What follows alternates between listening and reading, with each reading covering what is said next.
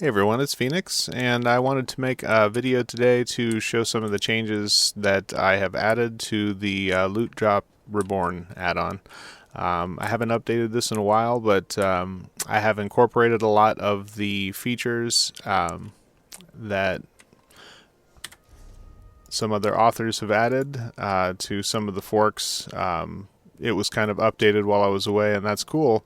I kept most of the cool features that Master Roshi added. He added some cool themes, so you can change the visual appearance a little bit. Added some cool options for limiting the number of things that show up in your loot window. There were some problems with that implementation, mainly to do with performance. A lot of the functions were done in an auto update loop, which runs every frame, and there were some string variables that were being checked and some other performance intense operations in an every frame thing is never good. So I've completely rewritten a lot of those functions and also added a lot more performance related stuff to the add-on in general, plus a lot of other cool stuff. You can still limit the number of things that show up, but now you can slide this all the way up to 20. You can also set to show this remaining offset, this remaining items. So if you've got your loot window set to say show a max of 10, what happened in the other version was that would just start dropping items and you would never see them. Their timer would run out before they would actually be shown, and you just never see them. What this does now, I've added an actual timestamp that saves items that haven't been shown yet, so that they will actually obey your display duration.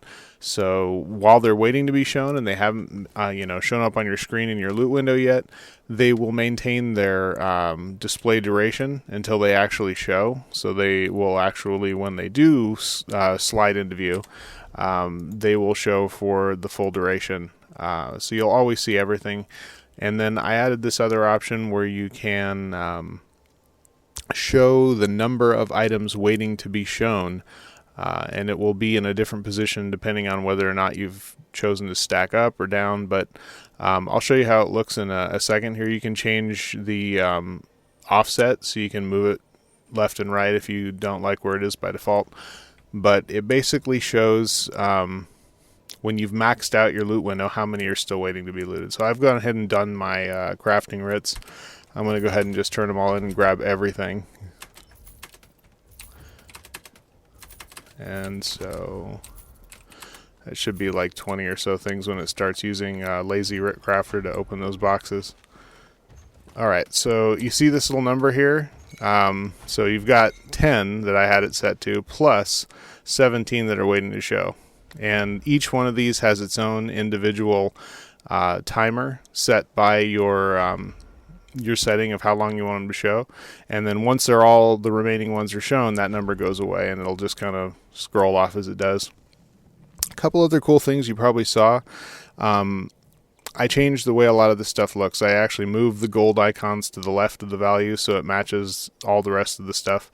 I also added a custom guild trader icon for the total value of in your options. I guess if people haven't ever used the add-on, I should probably cover that. Under value display, you can choose to show different options of value. You can show just the gold that it's worth if you vendor it. You can also show the vendor price and the trade price. And what this does is it takes, if you have trade add-ons, I think it uses, it looks for Master Merchant, TTC or Tamriel Trade Center, Acadia, or I can't remember the other name of but basically it looks for all the big auction house add-ons, and any of them that it finds, it will query what the value of the given item is. So and it looks at the average value, and it tries to pull the And basically it grabs all of the trade add-ons that you have's value, averages them across all of them, and then comes up with a net value, like a mean average, to show here. And then you can choose options to whether or not, if you're looting stacks of like 5 items, if you want it to show the value of the total stack. So if you looted 5 things, and the values of those things was 5 gold at a vendor and 100 gold at the guild store. That's just but it would actually, if you chose stack values and you looted 5 of them, it would show 25 gold for the vendor price and 500 gold for the auction house price. Or you can turn that off and just show for one individual one of those items. Of course, if you've got your chat loot on, you can always just click on them and your trade add-ons will usually show you the values right there. But that's a cool way to differentiate from the vendor price is the regular gold, and the auction house price is the cool little hammer gavel icon that I added. And then I'm going to go ahead and switch characters real quick because there's another feature I wanted to show real quick. The other feature I wanted to show was that I also rebuilt a function that was added in LootDrop Deluxe by Master Roshi for some of the similar reasons, performance. But there was a feature he added where it wouldn't show duplicates of items that you looted. The problem was it was kind of just dropping the items when you got them. So if you looted something and looted it again, you would see the most current thing that you've looted and the totals. Like if I... this is a crafting survey. If I looted one of these, usually they give you like 30-something or 40-something of each of these ores. So you would loot one and it would tell you 35 and the values, and then you'd loot another and it would just delete that one and replace it with this one. I didn't really like that. I also didn't really care for the fact that it was being run in an on update loop, which was not very performance friendly. So I rewrote that, and when I did, I actually added a cool new feature to it as well, which now it will still prevent duplicates, but it's totally different the way it handles it. Now, if I were to loot, it adds stacks, kind of like if you use the add-on before, like if you're familiar with how it handles gold or experience, like each time you gain those values, the value in your loot drop window will actually update until that your timer for how long you have it set to leave it in your window expires. Anytime you get that same item again, like gold or experience, it just updates the values in that item and kind of animates like bumping it so you see that you got an update to it. So that now works with items. So as I'm going to show you here in this crafting writ, when I loot one, it'll show the total that I looted, the total vendor gold, and the total auction house gold, and I have my gold values set to the values of the stack. So the gold values you're going to see are going to be, so it's going to be like 35 or something of these ores.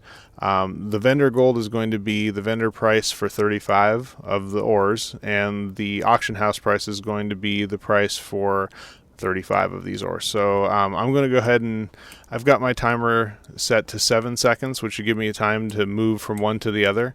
And I just wanted to kind of show you how this works. So like here you see 20, and it's got the gold values. Now it's up to 40,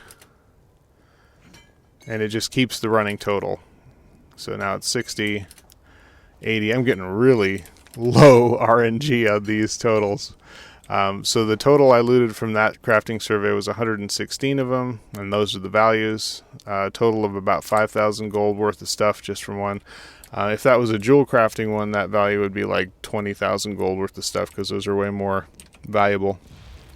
But I think in general that's a way better way to handle it. It allows you to... and you can set your timer for how long it keeps loot in your window for longer if you don't want to try and rush from one thing to another. But I just like having the running total instead of just dropping the last item. You now still only have one of each item in your list, but it will be the total that you've looted since the last time that faded out. So you can keep running totals of stuff, which is kind of cool. So that's a new feature. that I wanted to show, and there's a bunch of other stuff related to performance and appearance. I updated all of the language translation files for all the different languages the add-on supports, with all the new strings for the settings and everything. For non-English clients, if you don't speak English, you can actually understand what the new settings are now. And see if I can find any loot here. Everybody's looting the treasure chests. But that's pretty much it. If you have any questions... one other thing I'm trying to remember. I've got like a big change log I'm going to post on the add-on webpage, so you can actually see all the changes in the change log. Oh yes, my force lock got it. But one of the big things I have done is I have now this is still experimental, but in my testing it's working. I added a fix for the problem, and this was kind of part of the whole performance thing. I actually don't think that there's anything this add-on does which really requires running every frame. So basically I added just a teeny little buffer to the onUpdate event of like 100 milliseconds. You don't even notice it. It's not really human perceptible, especially in terms of like just hitting loot. Like I mean, the delay in the animation and when you actually get the loot, you don't even really notice the difference. But as far as performance goes, it's like, a ton faster. So as part of that, I've got a fix that I have incorporated for...